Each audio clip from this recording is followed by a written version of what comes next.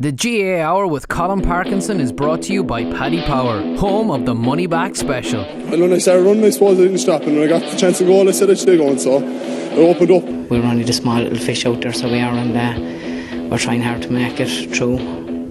But it's hard to get the breaks when you're the smaller fish. Because I love this county so much, you know, and it's just, I'm delighted that the lads did it for the people I'm over today, because like I'm heartbroken.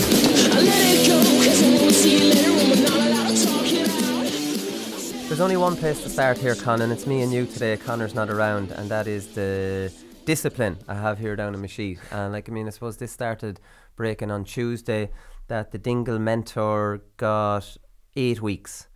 So it was the minimum he could have gotten. So that's the disappointing thing really for an awful lot of people, is that these things have happened so regularly in the last few months, and Down had acted so strongly on their indiscipline between Downpatrick and Ballyholland, that we're kind of hoping that this fella who came off the sideline and hit a player unprovoked, and with the player not really expecting it, that he'd get more than the minimum. So they couldn't give him any less.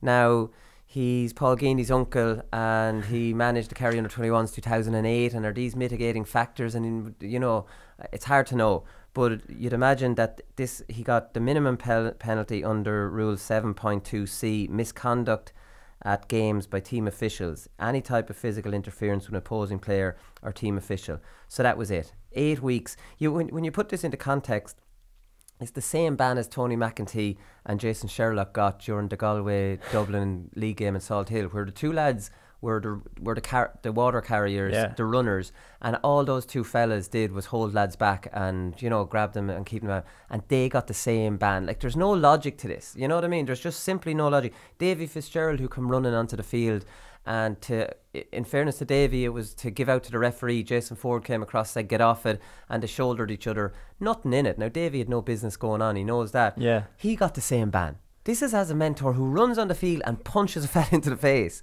That's wrong, and there's no minimum he should be getting. So he's getting 8 weeks. County finals this Sunday. He's going to miss that. What's left? Unless they have a league game or two, that's the season over. So it's only a punishment. And in all fairness, is he going to be banned even from training? Like, he'd be at training, all he's going to do is sit in the stand, could get mic'd up to the manager anyways. Yeah. What's the punishment here? There's no punishment. There doesn't look to be any. Kieran McGeeney got 8 weeks for saying something to Joe McQuillan.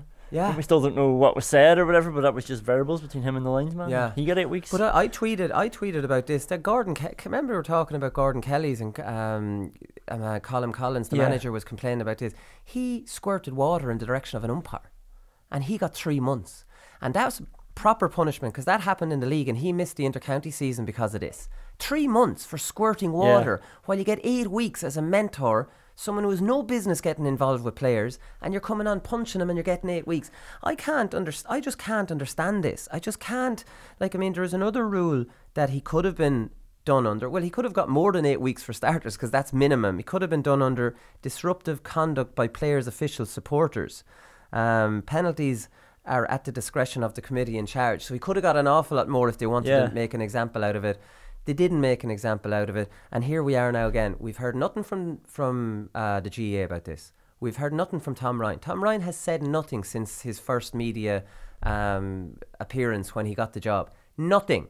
Is this not a perfect opportunity for the new Director General to come out and say, this is not good enough, and here is a new measure I'm bringing in, a respect kind of campaign, or Kieran Shannon, I was reading a piece of his yesterday, that players and mentors should sign up to a spirit of the game clause, where if you step outside the boundaries of this, then you are prohibited from appealing this. You know what I mean? You have to accept the severity of the punishment that's coming your way. But the annoying thing here is it's not like Kerry were hamstrung by the rules, which has happened so often, where people can appeal because the rules doesn't actually say anything like that. We all wanted Tiernan McCann banned that time, when he dived, but there was no precedent, there was no rules, so it was never going to hold up, and he got off of it. But in their own rules, it says there's discretion here if they think it's more severe than it is, and whatever about him, having been an under-21 manager and Paul Geaney's uncle, I don't know if that came into it or not, but he hit Dara Moynihan, a Kerry minor. He won an All-Ireland with Kerry 2 years ago. He's still an under-20.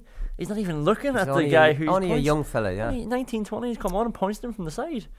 He was just standing outside this brawl, sort of pointing a finger, and you know, and then he just come on and get clocked. Like, so where's the sort of mitigating factors for him? Like, there's no justice for him, and yeah, it's really annoying. Like, Down have tried to come down hard. We know that what'll happen there is, like, that will probably get appealed and they won't be able to hold up those bans for Ballyholland and Downpatrick. But at least they're trying. And Kieran Shannon's thing is right. Like, you know, players maybe should be like, entering into something like this, or people like Down can say, well, next year, if any of you do this, you're being thrown out of the championship, and we can define it by a mentor running on, or whatever amount of players get involved, how long it lasts, or if you leave the field in that case, then that's a brawl and you're suspended. Or any subs come on. Talking to Alan Brogan yesterday, and he was thinking that they should start like the kick racism out in the Premier League. Like, there should be, like, they need to lead from this. The GAA, Tom Ryan needs to lead from this, and it's, do you know what it is?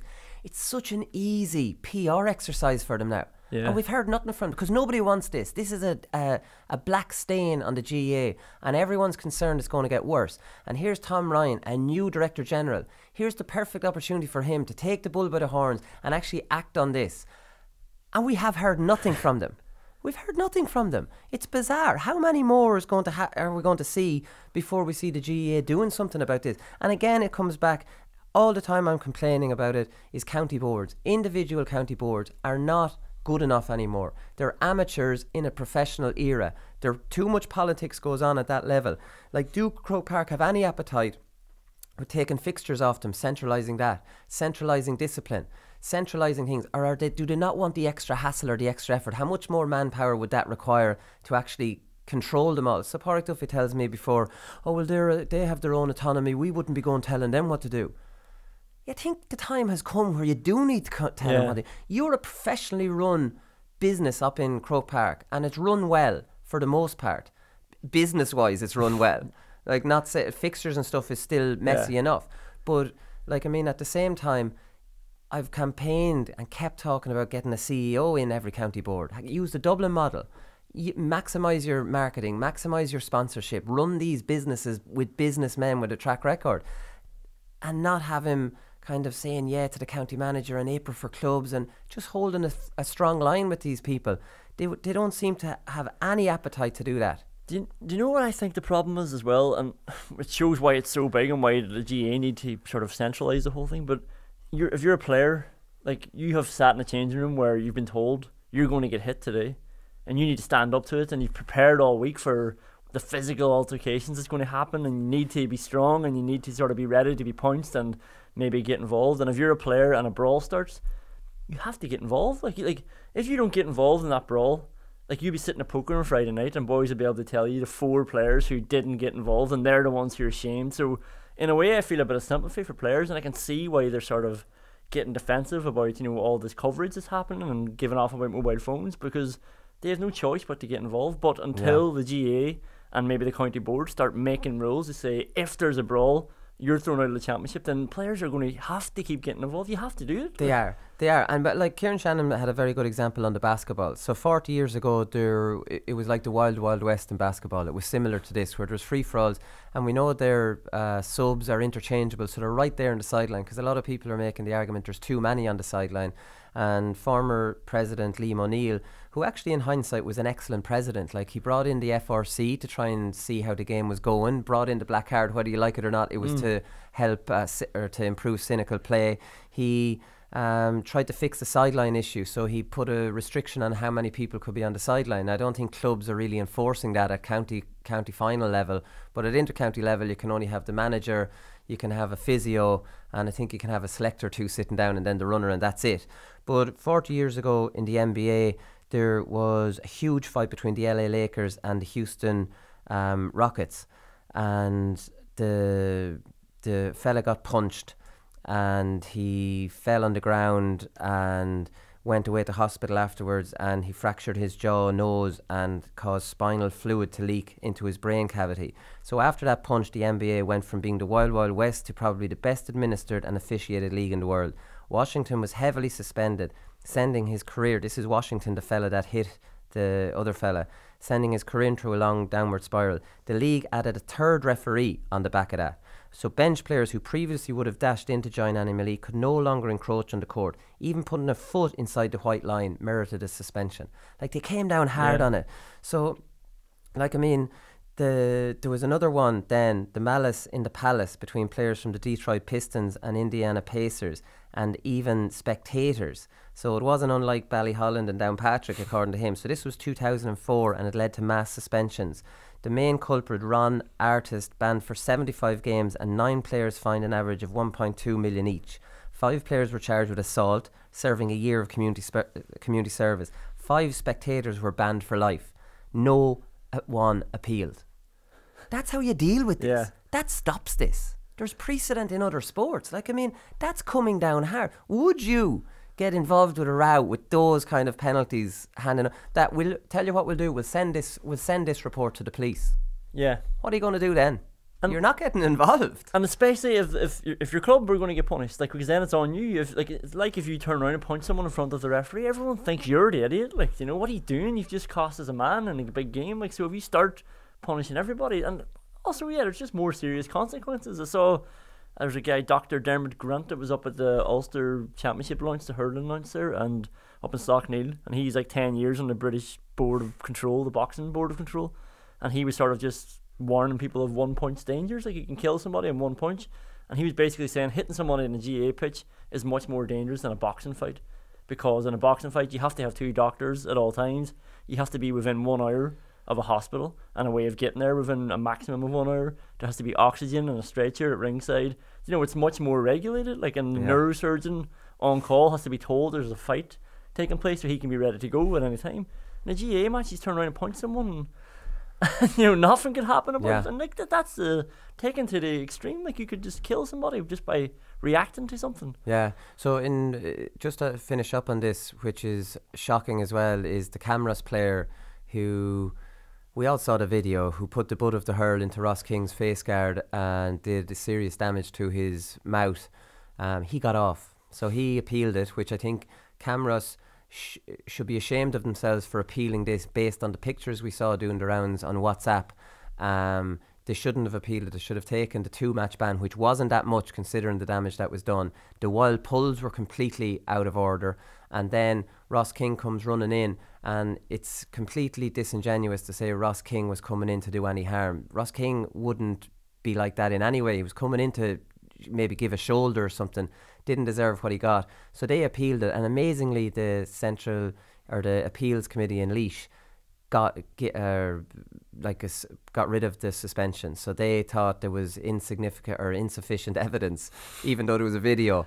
Camross made the point that he didn't have enough time to react, and that he didn't mean to do the damage that he did. Now, I've spoken to a lot of hurlers, and they know right well what happened in that clip. So what the hearings committee in Laois were basing that decision on, again, sends out the wrong message that you can do what you want, and just because it was in a split second, what split second reaction makes you bring your hand down to Hurley and stick it up into another fella's face as he's running towards you? Yeah. Is your natural reaction if someone's running towards you not to brace your shoulder and you know what I mean, for the hit?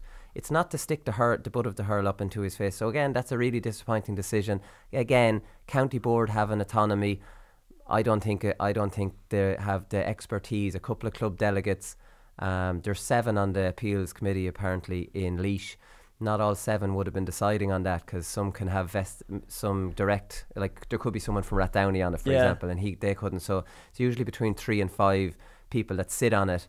And who are these people making this decision? That's always the question I have. Well, like that's a good question, because what will usually happen is a club like Camross, they would have a proper lawyer in with them, or somebody in the club who's used to law or whatever. And you've just got 5 delegates with no law experience. Yeah, and they almost feel intimidated because this guy obviously knows what he's talking about, and like, you know, this idea of he's not that type of player, but like that. We are that type of player. This fella is this type of player. This fella is this type. You saw the 2 wild pulls, and he was suspended from an incident with Mount Leinster Rangers last year. So this isn't a fella who's got an unblemished record on the hurling field. Yeah. Do you know what I mean? Which makes this even more disappointing. And they took him off at half time, knowing that he was in. You know what I mean? In bother. It's just sneaky. Yeah. It's sneaky. Carry on. Well, that's interesting. Yeah, that it has those blemishes, because I've sat in an appeals committee and, you know, listening to a lawyer. I know Mulligan said something similar during the summer at one of the live shows about just how the guy's just talking him up and all the great stuff he does and the charity work and the underage coaching. Yeah. And that's the sort of stuff that, in my appeal, that's all I was hearing. It was nothing to do with the incident. Yeah. And then you sort of get a more lenient like suspension then because and in fairness, like I mean, Mulligan, it was a big joke saying Mulligan said I didn't have a clue what he was saying. Yeah. But like I mean, like that was funny that night, almost in a shocking way. Like I mean, he'd no idea that this lawyer was just coming in telling lies about his character and stuff that Mulligan didn't even know was happening. Jesus, have I done half of this stuff? And got him off. Yeah. There's something not right there. All right, we'll move on from that because Kildare manager has been forced in to make some changes to his backroom team. So Enda Murphy and Ronan Sweeney have left the management due to work commitments. And he's brought in Carlo Dwyer, who might know a thing or two from his father about management, so it'll be interesting to see what he can bring to the setup. And Tom Cribben, who's an excellent manager, has been drafted in. So while Sweeney and Murphy will be 2 losses, I think that the 2 appointments they've made are pretty good for Cian O'Neill. It'll be interesting to see how Tom Cribben goes back into being a number 2 after being a number 1 for so long. We know Cian O'Neill, I'd say he runs a tight enough ship. I'm the big dog, I'm the alpha male here. It's all about me. So like I mean, Tom Cribben actually has no ego, so maybe it'll work well. But it was an interesting thing I noticed, and I didn't know about this at all, is that Kildare are out in the O'Byrne Cup on the 8th of December. So because they made the Super 8s, there's a closed season, so they're only allowed back to train on the 8th of December. So like I mean, can you get any more GAA than this? So they're basically back the same day that the training ban comes out of action there, O'Byrne Cup versus Offaly. They've undermined their own competition, the O'Byrne Cup. But for some reason, I think Kildare might be okay with this ban. Well, this is a strange one now. So I was checking, they don't have much McKenna Cup information. I presume McKenna Cup's going to have to come back into December as well. So the O'Byrne Cup is being played 2 rounds, 8th of December and the 15th of December. So the FBD league now is not a league anymore, it's a straight knockout. So that's just been played the first 2 or 3 weeks of January. But the O'Byrne Cup has about 4 or 5 rounds. So like I mean, they're getting 2 out of the way. It's 4 rounds. So they're 2 out of the way in December. And then they're finishing it, I think it's on the 12th of January. The league starts on the 26th of January. So they've had no choice really based on the nightmare that happened last year where everything's up on top of each other. So now the season is starting on the 8th of December. So like I mean, it doesn't. A part of me thinks it's not a bad idea in that this will be mixed into pre-season training and players will just play games. But again, that's not how managers will see this. They'll see the season starting on December the 8th, so we start on October the 8th. Like, do you know what I mean? They won't include that in their pre-season training. They'll be getting ready for that. So it's just pushing your pre-season training back a month. And like I mean, for those reasons, I just think it's completely wrong. Paul Flynn wrote a really good piece in the Irish Times today, and he's talking about the absence of any meaningful off-season remains a real issue for players. This is something that's come out very strongly in player feedback, and it's an issue that made for a key finding in the recent ERSI report. The ERSI found that over 80% of players feel too much demanded of them as part of the inter-county commitments. We found that almost 3/4 of players are not satisfied with the amount of off-season time they get. Some 40% of players we consulted said they didn't get any time off in advance of the 2018 season. So if you didn't get any time off before the 2018 season, which started on the 29th of December, bring it forward 3 weeks there, buddy, because you're going to be starting on the 8th of December this week. So like I mean, I don't know, like I mean, all the stuff Paul Flynn wrote in his piece was great. Like I mean, and I actually think he'll make a difference to the GPA. Mm-hmm. But like I mean, at the same time, that's what he's saying, and this is what the Leinster Council have just done. So it's just completely kind of in the face of what the GPA want. They want more of a closed season, so the GAA take 3 weeks off that. Or the Leinster Council do, because it's always difficult to blame the GAA. See, the Leinster Council maybe have autonomy over this O'Byrne Cup as well. So, like, I mean, there's just so much complication here. And, like, I don't know. It just doesn't make any sense. Like, I mean, it makes, like, the obvious thing is just get rid of those competitions. Yeah. The league starts in January. Give them the closed season. Because there's a part of me wonders, like, you have to be honest, the 8th of December, 15th of December, the players that will be playing in those, like, I mean, Laois are back doing trial games now. Yeah. They're doing trial games now, and we're at the start of October. So, like, I mean, what I would actually do is use those two as trial games nearly. You know, or are you nearly too close to league? The O'Byrne Cup should really be just used as a nothing competition, because like now Laois are getting ready to start in this. So really, where's the off season for Laois? Or most of the players, like I mean, there'll be some players in Laois that'll have been out since the start of July, 1st of August.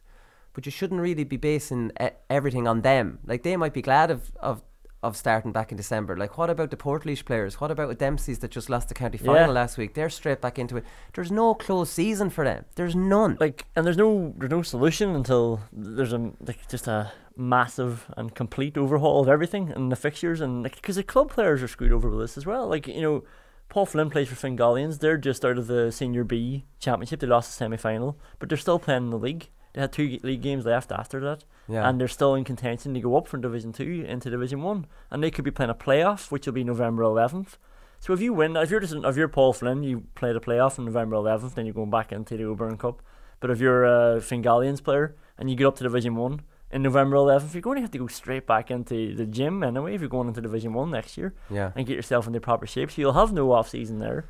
And like, you know, this is like, we talk about this every single year, and there's no way of fixing it until everything is coordinated, all the fixtures. We can just bang our head against the wall, but we will keep talking about this every year. And like, there's an example of somebody like in the GPA writing an amazing piece, and the company that's there to sort of, you know, highlight these issues, and at the same time, like the GAA still going on business as usual. The season starting now at the start of December. So here's what Paul said at the end of his piece. So he said, earlier this month I presented these detailed findings to the Central Commission's Central Competitions Control Committee, basically the CCCCC of the GAA.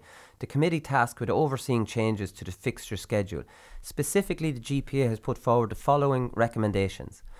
Number 1, a task force should be established immediately with representatives from all relevant bodies concerned with fixture planning in the GAA. The group should have an urgent mandate to deliver change quickly. Beautiful, brilliant, right? This is what the CPA have asked for strongly. This is what I've campaigned for since I nearly started in the media. What's the point in? But then, see, he's saying this. So saying it is one thing. What are they doing to make sure this happens? Because John Horan's randomly talking about a 2-tier now and changing things based on what he wants. The Super 8s are in for 3 years. Are you actually saying next year we want change, or when do you want these to happen, and what change? Like, is it too late for these things to get through Congress next? It's in February. So like, I mean, I must get Paul on the show and say, that sounds brilliant. And it's been said for the last year. The GAA are ignoring this. The O'Byrne Cup starts on the 8th of December. So when does this happen? And what are the consequences of the GAA not listening to the GPA? Do you know what I mean? Because this sounds great, written down. In advance, here's another one. In advance of any future change to the football championship, there must be a consultation with the GPA so that the player's voice can be heard. Again, 100% agree. Nothing should happen without them having a say, or all stakeholders having a say. Super 8s was pushed through without any consultation. Think about that. Without any consultation. This is dictatorship. Now, I'm not saying I'm against the dictatorship, but I'd like to be the dictator. There should be, this is another one, there should be an urgent review of the closed season policies in the GAA to address the issue of players having no time off.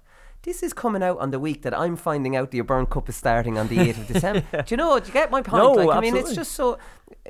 I don't think this is Paul's intention, but these are all stuff I'd agree with, and it's common sense stuff. Yeah. But this is being written at a time where the actual opposite is happening. Exactly. Like, you know, it's not his intention, but at the same time, like, the decision was going ahead anyway without consultation. Like, you know, so it didn't matter what he thought. So unless this is in response to the O'Byrne Cup starting early, and he's saying this can't happen again, because, like, I mean, it just doesn't make sense that the GAA, the Leinster Council, would just fix that. Take 3 weeks. So we're trying to condense the season and make it shorter. They've just made the season forward longer by 3 weeks. Yeah. After last year, the Pádraig Duffy making it shorter by 3 weeks, they've made it longer in the other direction, right? By 3 weeks.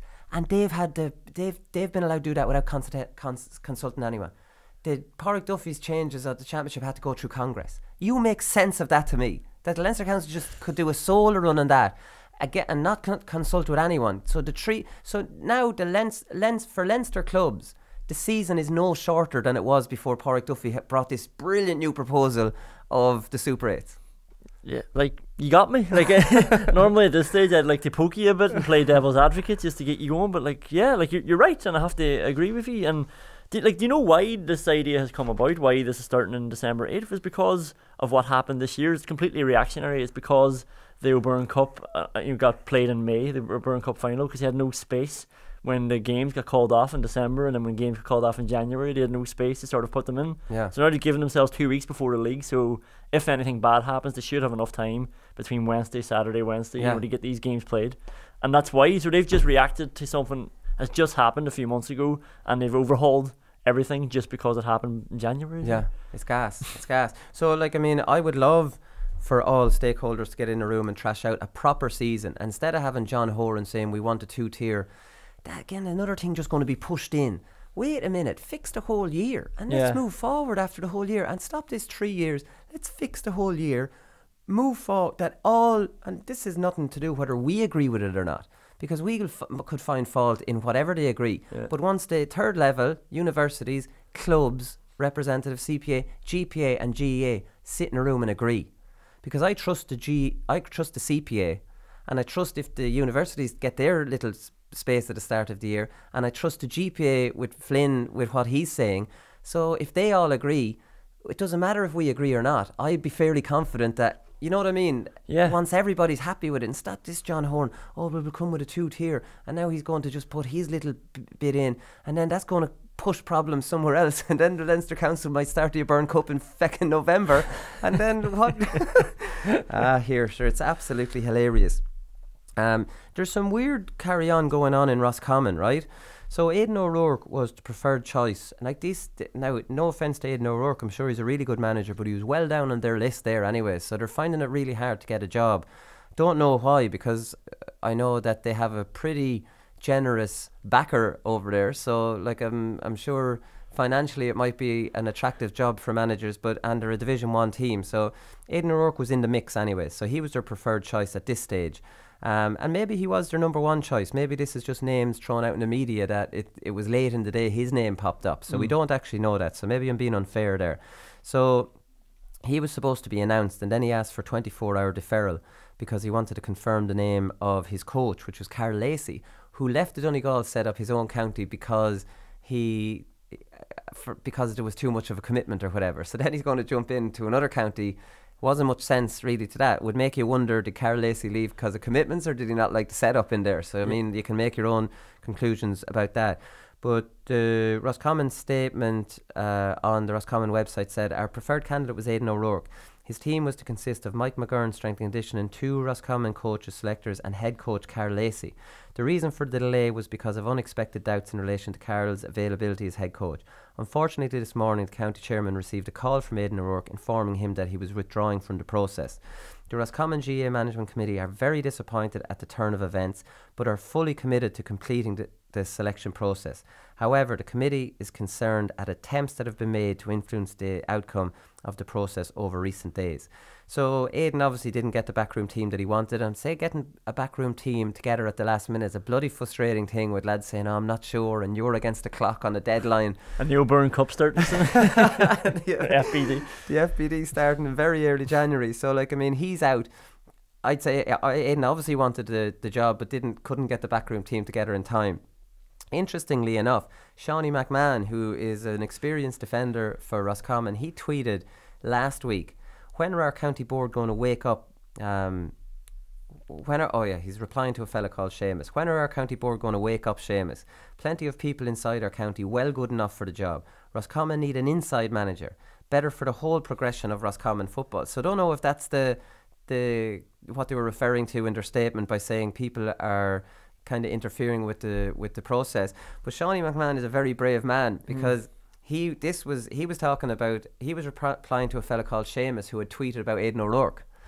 So if Aidan O'Rourke had got the job, Shawnee McMahon is on very, very thin ice there. Or else maybe he wants to retire, I'm not sure. But it's a very brave tweet based on the fact that Aidan O'Rourke looked like he was getting the job. Yeah, and it's an interesting one because in Derry you would say, we need an outside manager, somebody who's not attached to the politics and they don't have any club attachments or anything like that. So it's almost like the England manager's job. They need an English manager who's passionate, and then they need a foreign manager who's tactically astute. So it just sort of goes, people want an inside manager and then an outside one. Outside managers are always that little bit more exotic, right? So you always think someone coming from outside is better than the lads you have inside, where all he is a fella from inside from another county. Yeah. Like I see managers from Leach that I've played under getting paid to manage other county teams.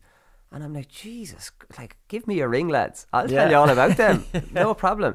But, like, I mean, it's just when it's from another county, immediately it adds to the stock. When just because it's from another county, it could be same old club fella who's pretty basic, you know, it doesn't make sense. But there was a piece in the Independent, Colm Keys, saying that this kind of thing of outside managers, it seems to be on the decline big time. So there's 7 outside managers now. So back in 2011, it was 17. I'm pretty sure. So you've Malachy Rourke over Monaghan, you've Paddy Tally over Down, you've Terry Hyland over Leitrim. That news must have slipped by me when I was on holidays, did it? I don't remember even seeing it. As well. Terry flew under the radar there. I'd say that's a decent enough commute across there. Liam Cairns is Tipperary, John Mahon's Offaly, John Evans is Wicklow, and Colm Keys seemed to have forgotten John Sugrue, who's over Laois as well. So, like, I mean, the idea that all counties, that fad of getting an outside man, it definitely seems to be in decline. And we all know that if you go for a manager from outside, you're paying him. Yeah. There's no one doing that for free. And you can be dressing up the payments in travel expenses, but this man's getting paid. And that's the reality. So maybe county boards are realising financially they just can't afford this anymore, and realising there's very few outside managers have had any success really. Malachy O'Rourke's the big example. John O'Matney with Galway. There's not an awful. Mick O'Dwyer and Paddy O'Shea obviously had some success. Kevin Walsh had a bit of success with Sligo, not really like getting them to a final or something, but they generally don't really do that well compared to homegrown ones. Yeah, and like unless it's a name like Malachy O'Rourke, or you know, what is the point really? Surely you have somebody of equal experience and calibre in your county, and like and this definitely isn't sort of painting all outside managers the same, but a lot of them would be, you know, going to a certain county to try and get themselves up the ladder a little bit, to give themselves more experience and then boost their CV, and they might not be there for the long haul. Like, you know, whereas an inside manager would actually have his county's wishes, like the best of the wishes at heart, like, you know, and he will do whatever it takes for his county. Well, I think that's the thing, and I think that an outside manager will come in and he won't give a shit about the club scene. He won't care, because not his county is not a big deal to him. He'll come in, and if you're managing another county, right, and you have to remember this, and they'll all say, oh, well, I've got a great connection, and you'd obviously get a connection with the players. You're going there to further your reputation as a manager. You're not there for the good of that county. Like, so you just want you want a Mourinho, you want to get in, do well, get your own county's job. improve your reputation, get some money, and get out. Do you really need that if there's lads in your own county that want it? I don't know. Like, how good are these lads? Because you have to remember, and county boards need to remember this, it's not the manager as such anymore, it's the coach. So you get a fella in your manager that is fella from your own county that's well respected, and get in a Donny Buckley, bang, that's your kind of dynamic now. You have your manager who can speak from the heart about the county, connect with the players, have the whole kind of health of the county's club scene and everything kind of, you know, at heart as well. Because I saw Brian Cody complaining about the fixtures there recently as well. Like, I mean, Kilkenny County Final is later this year than it was before the Super 8s, because he used to kind of play the club during the season or whatever. But I think getting a fella from your own county, like the Cheddar Plunkett there, a great Laois man who used to bring the lads to different landmarks in Laois, teach them the importance of playing with Laois. Why are you doing this? Outside managers can't really do that, but you get in a good coach, a good highly rated coach, if coaching isn't your thing, and you manage the situation. That's the new blueprint. Turlock O'Brien, Stephen Poacher. Bang. Turlock O'Brien, Stephen Poacher, on paper is the perfect combination. If Stephen Poacher was not like what Stephen Poacher is like. Before we finish up, another good fundraiser in Meath for Sean Cox, Conán. So this Friday night, in the Knightsbrook Hotel in Trim at 7 o'clock, they're going to have a Q&A session. So it's 30 years on since Meath beat Cork in the All-Ireland final. So maybe you're a little bit young to remember this. So Meath beat Cork in 1988, and then they actually beat them. Oh, that was the second year. They beat them in 87, 88. Then Cork won it in 89. But there was a huge rivalry built up in those 2 years, almost a hatred, an absolute outright hatred. So Meath beat them the 2 years in a row. in that, and they're going to have a Q&A based on the players involved in those matches. So Meath are going to be represented by Sean Boylan, Colin O'Rourke, Jerry McEntee, 3 good ones to start off with, Joe Castles, Martin O'Connell, Colin Boyle and David Beggy. And you have former Cork manager legend Billy Morgan and Dinny Allen from the Cork side. So this is a Q&A session in the Knightsbrook Hotel in Trim. Tickets cost €10 and all the money will go towards Sean Cox. So the great thing about the GAA community is they're all rallying around Sean Cox, who obviously is involved with the Dunboyne Club, and credit to anyone involved in all these fundraisers for him. Right, up next we're going to talk to Peter Acheson.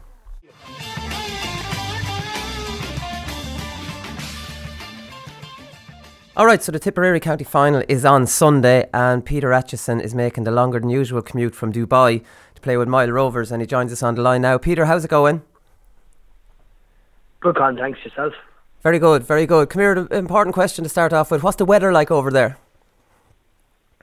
We're hitting about 36 or 37 degrees at the moment, so it's cooling down after the summer. Gee, holy yeah, I was up at the 48, 47 there for June and July. So coming into the nice season now, so it goes down to about 30 or 31 over the next week or two. So it's a nice time of the year now, right? Yeah, no, definitely. Jeez, compared to 48, anything is nice. Come here. Yeah, exactly. Yeah. So I mentioned obviously you have the county final on Sunday. You're in Dubai right now. What's going to happen between now and Sunday to get you back, get a training session under your belt, or maybe a couple? What's your routine? What are your plans? I finish up work here now in the next hour or two. I'll relax tonight, and I'm flying at 7 a.m. tomorrow morning then. So I'll be leaving my apartment about maybe 4 a.m. tomorrow. I get into Dublin then at lunchtime, maybe 12:30, and I'm back in Clonmel by 2:30, which isn't too bad. Okay. Tomorrow afternoon. And then we have club training. I'm not sure what time it's on, maybe 8 p.m. Friday night. Just kick around, yourselves 2 days before the game. And then the match is on Sunday at 3 or 4 o'clock. Right, okay. So, you're only 3 hours ahead in Dubai, so you're not going to be too much jet lag, but still the 4 a.m. getting up, it's going to take you till Saturday evening, I suppose, to get back feeling 100%. Yeah, look, I did it the last 2 trips home, and I actually felt grand after the flight. I could actually fly tonight if I wanted to, but I feel that if I leave tomorrow morning, there won't be really any jet lag. I'll have a nice sleep tonight, and like you said, it's only 3 hours time difference, so I think if I flew during the night and I didn't get proper sleep on the flight, it could be a little bit different. So I think the morning flight's better for me. Get in at lunchtime, I get a proper sleep to my own bed back home on Friday night. So it shouldn't be any issue at all, to be honest. Yeah, okay, it's a fair old commute. So what's your plans for after the game then? Have you got how many days are you going to take off afterwards? Yeah, so I'm after eating into my annual leave a big time at the moment, as you could imagine. But the bosses are sound enough, so I'm flying back on Tuesday at lunchtime, so I'll have Sunday night and Monday then to either drink my sorrows or celebrate. So right, okay. There'll be a bit of crack either way. It can be hard enough getting time off for county finals and for inter-county football at home in Ireland if your boss isn't really into GAA. You're probably a little bit struggling a little bit more out in Dubai. Yeah, the 2 lads that actually own the company are Carlo and Kerry men, and they're big GAA men, so they were happy enough with it, to be honest. And I'm using my annual leave, so as long as it's like extra days, but they'd be more than generous, to be honest. So I'd say they didn't think I'd be flying over and back as much as I am, but look, that's because we're doing so well, and hopefully if we get this win on Sunday, it'll be more than worth it, to be honest. Yeah, so how did you get roped into all this travelling anyways? I heard you went home for a holiday and you made the mistake of dropping up to club training, and then it was like the spider's web, you were caught. Yeah, my first mistake probably was our selector there, Davy Conway. I was a soldier with him. He's only maybe 33 or 34 years of age, and he was over on a holiday, so he hit me up there. We went to a pool party back in February, and sure, a few drinks were had and we were chatting away, and he mentioned, would I come back for the last semi-final or final maybe, and I said yeah, I would. And then back in August I was over at training, went up to meet the lads, and Fitz, our manager, came up to me, approached me, and said would I be interested, and it graduated from there on, and I'm happy enough I did it now, but it has been a big ordeal, but more than worth it. Yeah, it's more than worth it, I suppose, that you got back into the final and you were unexpected to beat Clonmel Commercials in the semi-final. It was a last-minute goal. You were really outsiders for that one. They're the big team, obviously, Munster champions a couple of years ago. So it really is all worthwhile now. But you came back for the last group game, quarter-final, semi-final. You probably weren't expecting to be back in a final, or is that fair? Is that unfair to say? Look, yeah, I suppose when we got Commercials in the semi-final, that was the big one. That's the tough draw. But no, look, I expected to be there, and to be honest, the team we have, even if I wasn't there, I would have expected them to be challenging and maybe winning anyway. So we still have a lot of 29, 30-year-olds that would have played county football, and we have plenty of young lads coming through also. So the team is there, but we've lost 3 or 4 finals over the last 8 or 9 years by 1 point or 2 points. So we've been touch and go for the last 9 years, but there has been a bit of a drought there. 2009 is our last one, so this will be massive for the club. But at the same time, I think they haven't won since 2005 maybe, so I'm sure they're as hungry as we are, so it's going to be a big game, I'd say. Yeah, so what have you been doing out in Dubai to keep fit? Like, I mean, you're training with a team out there, you can pronounce it, Jumeirah Gales.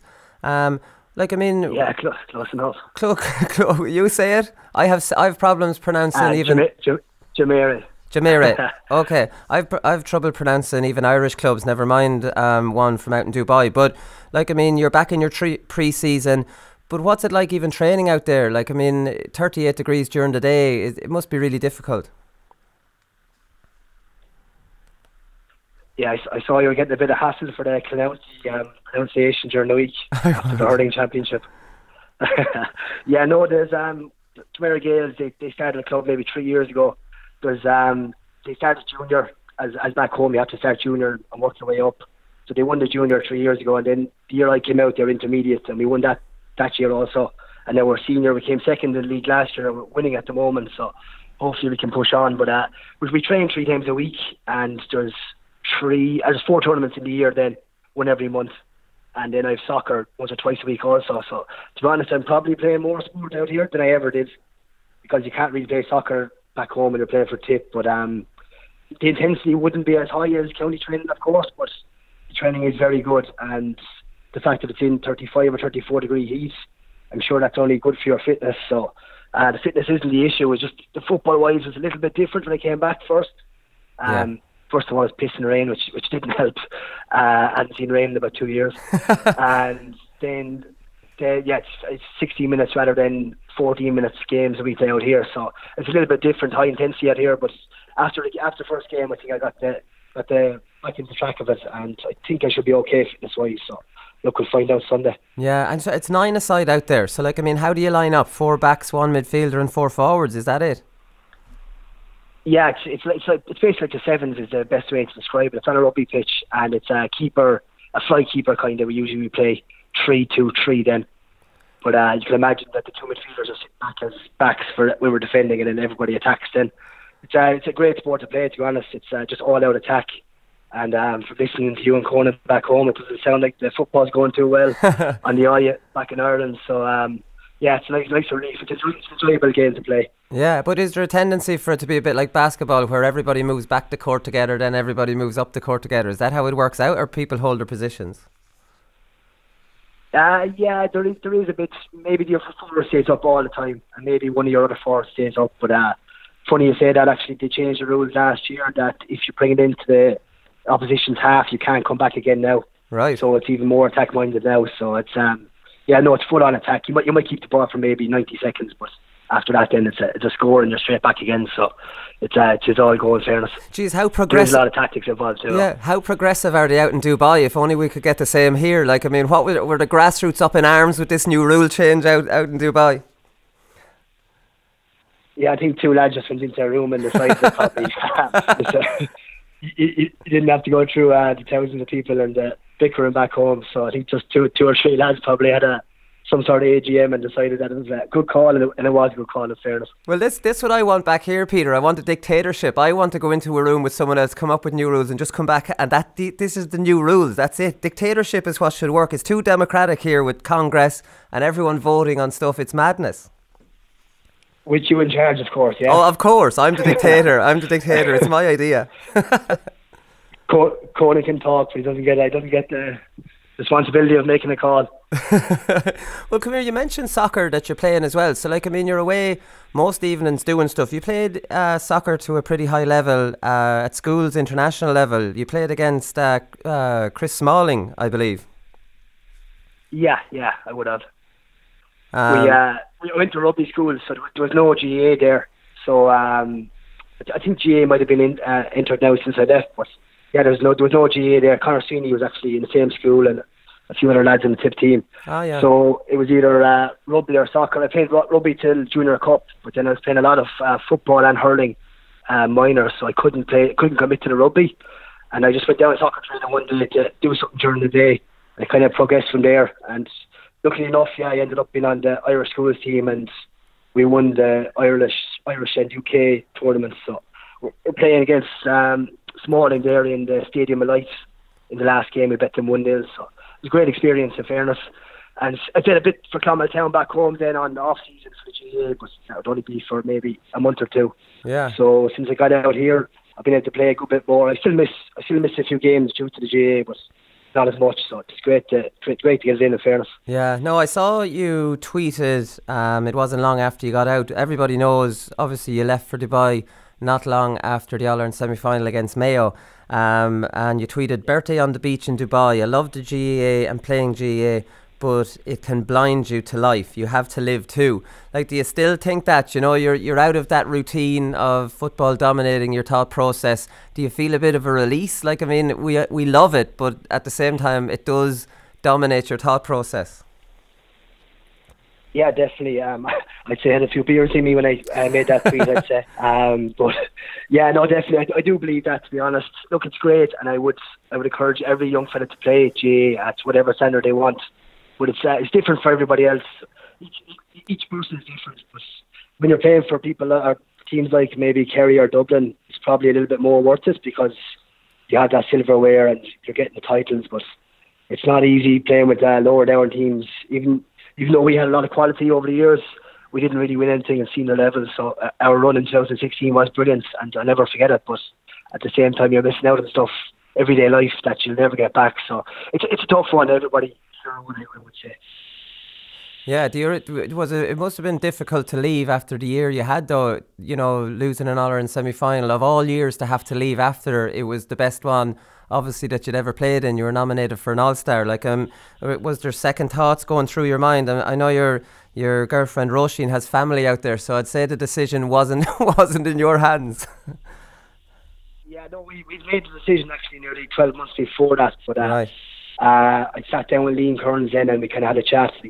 And a few other people, Joe Hennigan and a few other guys, good football and men in Tip, and they just asked for one more year. So I told them I would give him one more year, and I'm glad I did now. It was a great way to leave, but after it was done, other plans had been made, and there was all going back. So to be honest, it was a great way to leave. But like you said, it is hard to leave on that note after getting to a semi-final. But no, there's no regrets there now, so I was happy enough to leave that way. I saw you were quoted as well saying the lifestyle is great out in Dubai. Like, I mean, you're almost settled out there, that you're not going to come home, kind of from reading what you've been saying. Give us an idea of the lifestyle out there, because I kind of have it in my head of Dubai. You have to stay in certain areas and you can't go, the women obviously have to cover up if they're going into some of the local villages. I'm not sure if I would really like that, but give us an idea. I've never been to Dubai. Yeah, no, it's actually totally different from what everybody thinks. So I think you always kind of have the Middle East, Saudi Arabia kind of thought in your heads, but Dubai is more Western than you can nearly say New York. Like, at this stage, women can wear whatever they want, really, as long as you're not doing anything outrageous. You won't get in trouble. The social scene is very good. The lifestyle is brilliant. There's no compounds or anything like that. You can go to any nightclubs or any bars, whatever you want, basically, as long as you aren't falling on the street causing trouble. There'll be no issues.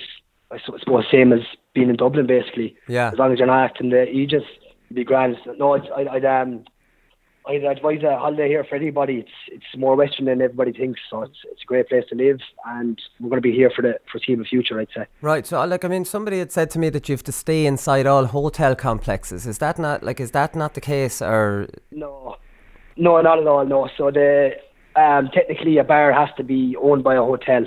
it's just it's a legal thing by the government, so that people don't just start opening pubs all over Dubai.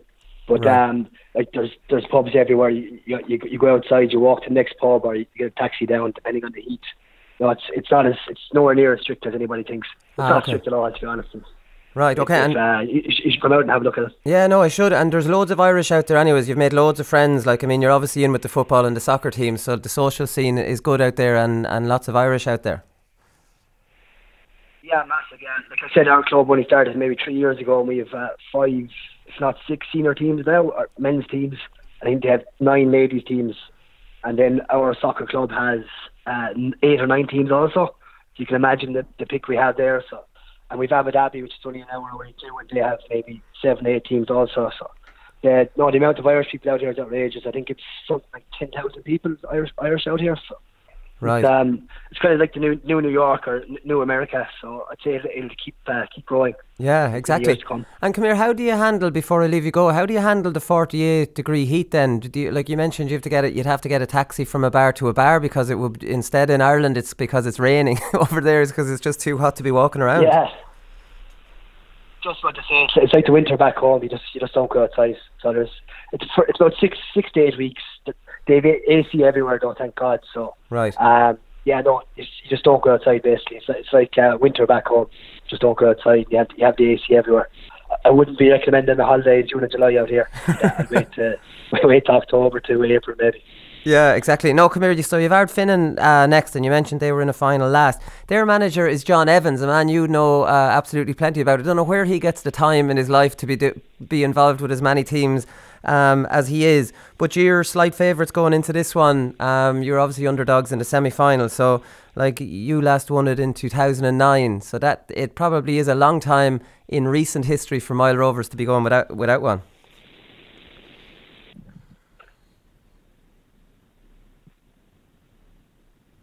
Yeah, it is. John was with me my first 3, maybe 4 years with Tips. So John's brilliant for a team, to get them rally around the team and get everything for that team, all the support they need, etc., etc. Look, in this day and age, every GAA club is probably struggling with immigration and people playing other sports. So I'd say John got all those lads to buy back into the club, and they have some serious players. They have 3 or 4 lads on the county team on the panel, and then they have 2 or 3 on the 21 panel. So they have a very strong core, and some strong young fellas coming through also. So they'll be very hungry. But I think they bet us in 2015 in the South Championship. We made a bet them since then, but there won't be much between the teams. So look, it'll all be on the day. I think it's supposed to be a sunny day on Sunday, so hopefully it'll be a good game of football, hopefully. Yeah, listen, fingers crossed. Come here, Peter, thanks very much for taking the call, and best of luck on Sunday.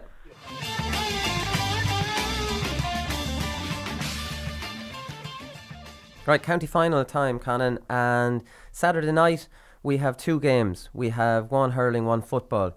We have Wicklow Senior Football Championship final replay. So God help these. This is at 3 o'clock in the day, obviously to give them that little bit more recovery time for playing road the next day in Leinster Club. So Rathnew are 8 to 11 favourites according to Paddy Power. St Patrick's are 7 to 5 outsiders. It was a draw the last time. Local derby, we talked enough about that, so that's going to be a great game. There's also a Limerick hurling county final on Saturday night, so that's between Na Piarsaigh and Doon.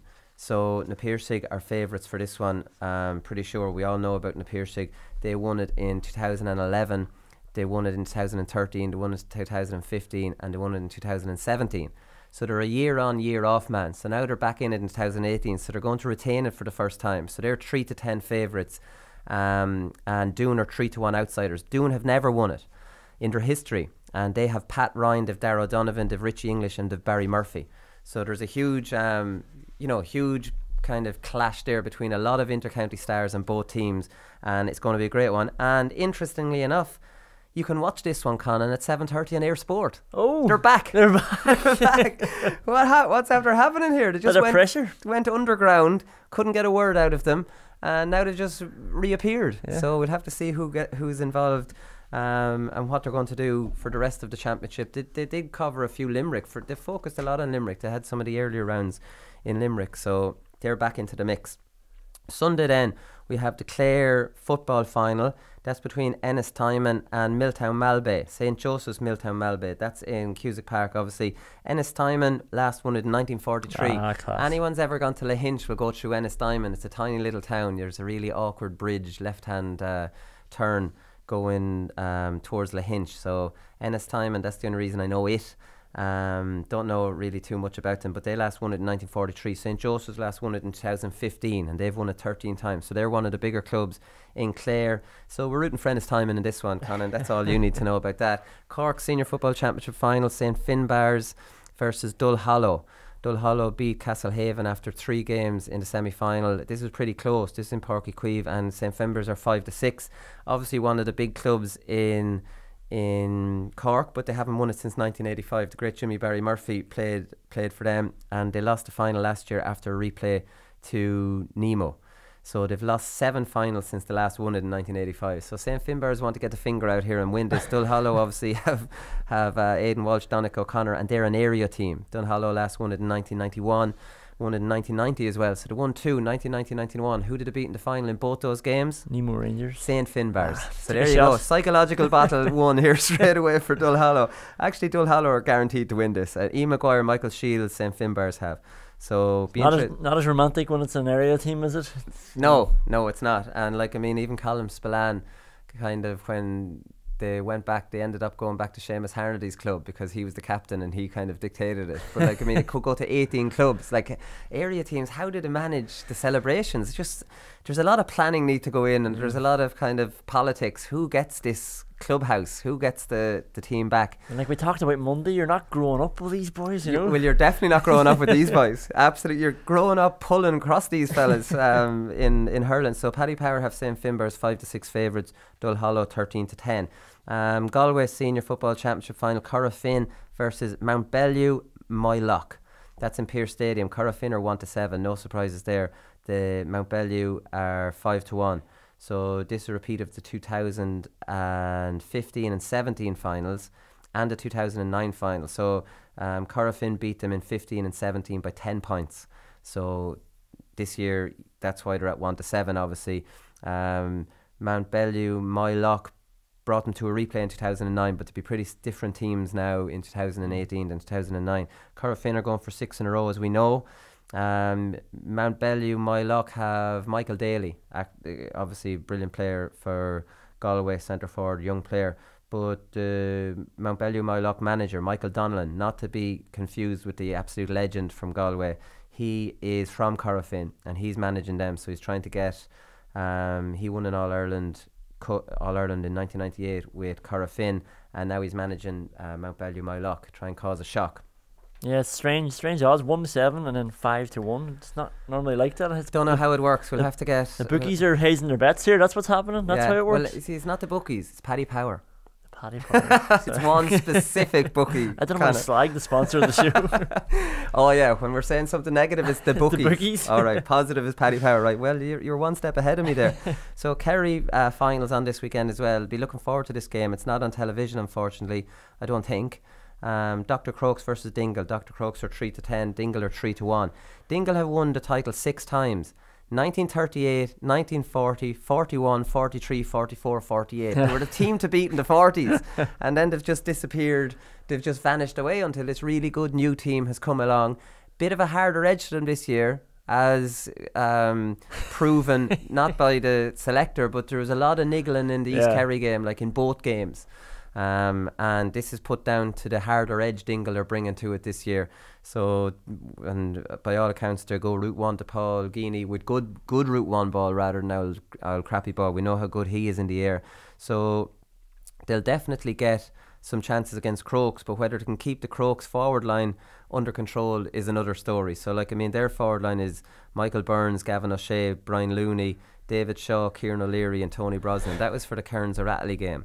So on the bench is Colm Cooper, who just came back from missing the previous game. I think he was sick or slightly injured.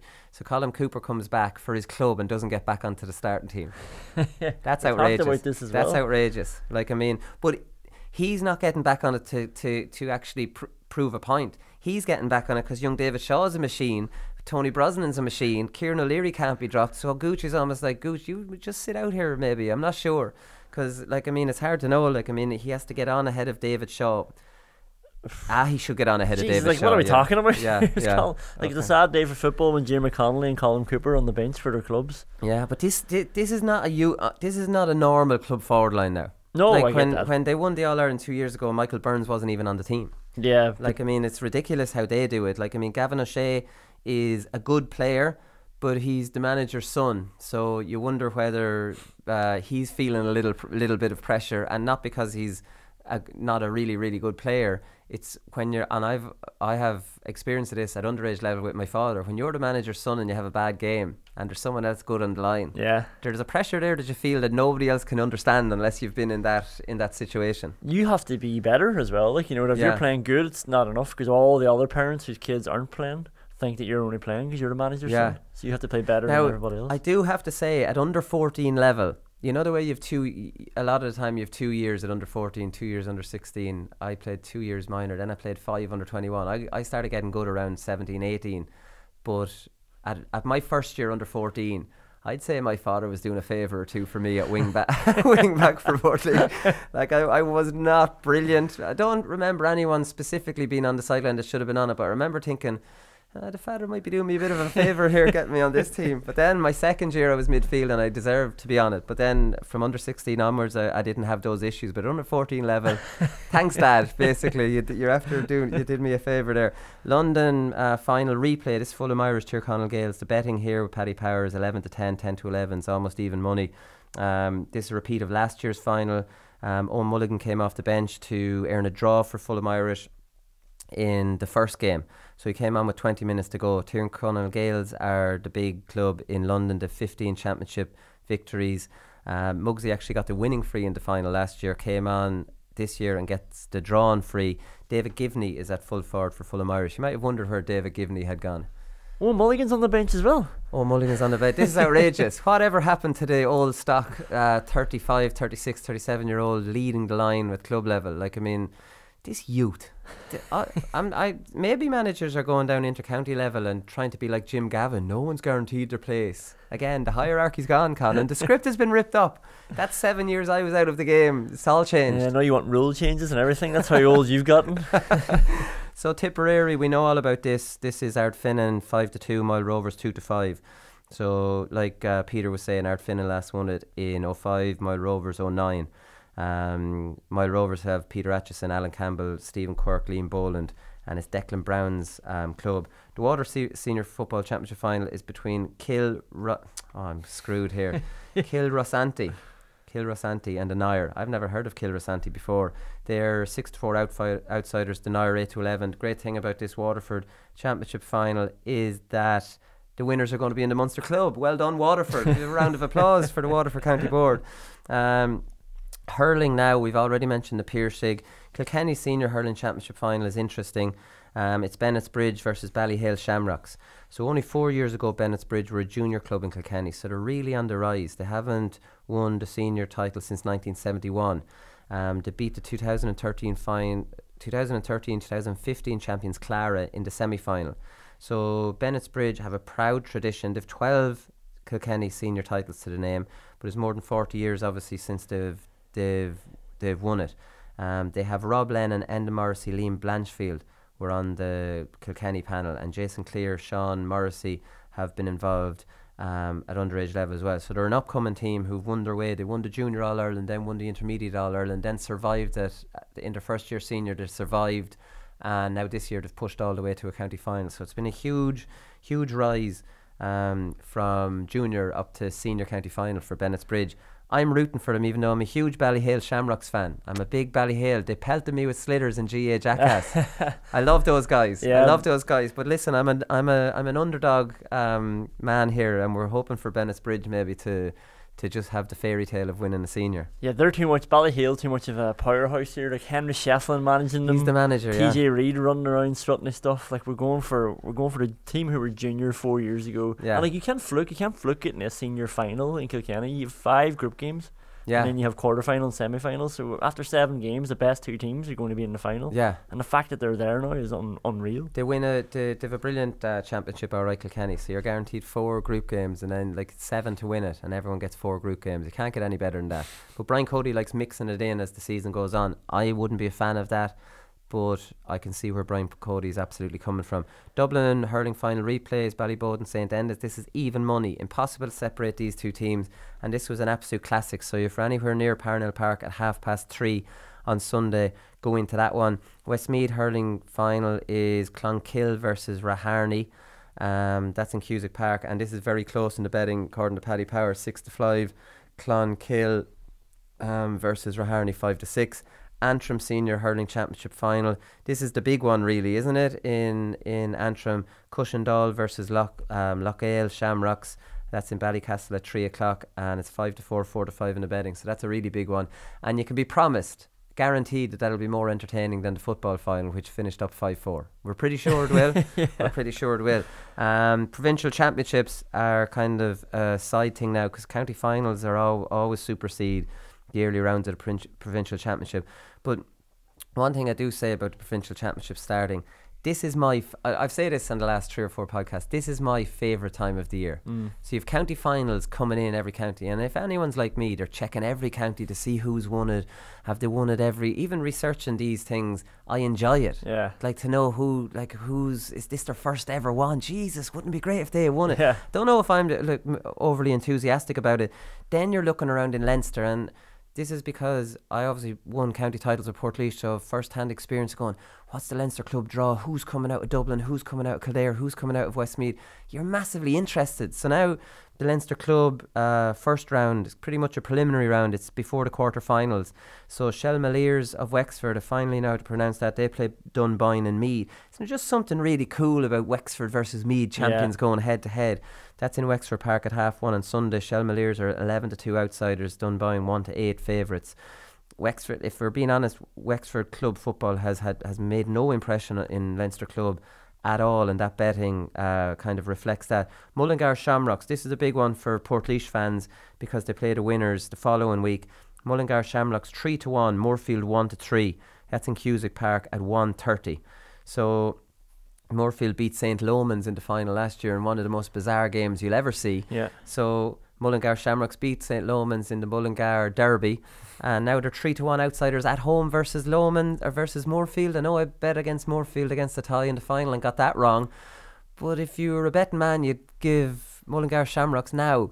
Haven't seen Connor's sketches, Instagram and everything about the celebrations in Mullingar Shamrocks. Maybe this is what Paddy Powers is sneaky enough with this kind of thing, and Mullingar Shamrocks, are they just happy with the county title and they've celebrated all week? Because we know Moorfield won't have celebrated all week because they're at the stage now where county title is a stepping stone for them, and that makes it's a huge dynamic in that. Like, I mean, you get drawn against a club who's won it for the first time, you would be saying to each other in training, lads, these lads will be on the beer all week. Yeah. Like, they'll have 10-15 minutes trying to hit you hard, but you weather that, and we should, you know what I mean, your fitness will see you through because they've been drinking all week. But like, I mean, that's definitely a factor there, maybe why they're 3-1 outsiders at home. Rathnewer St Patrick's versus Road, that is on in Ockram, so at least the winners of St Patrick's will have a home game. And then you've Munster Club Hurling Ballygunner versus Middleton. Middleton were beaten in the Cork county final, but they obviously played an area club, Imokilly, and they represent Cork after losing, so I don't know where their heads would be at. So the betting reflects that. Ballygunner were 1-5, lost the final of the Munster Club last year to Napiershig after playing really well against them. So they're Middleton are 4-1 outsiders. And in the Ulster Club semi-final, Hurling Sloughnale are 1-7 to beat Ballycran of Down, and that's in Corrigan Park at 2:30. And that's it, Conán. So there's loads of games this weekend.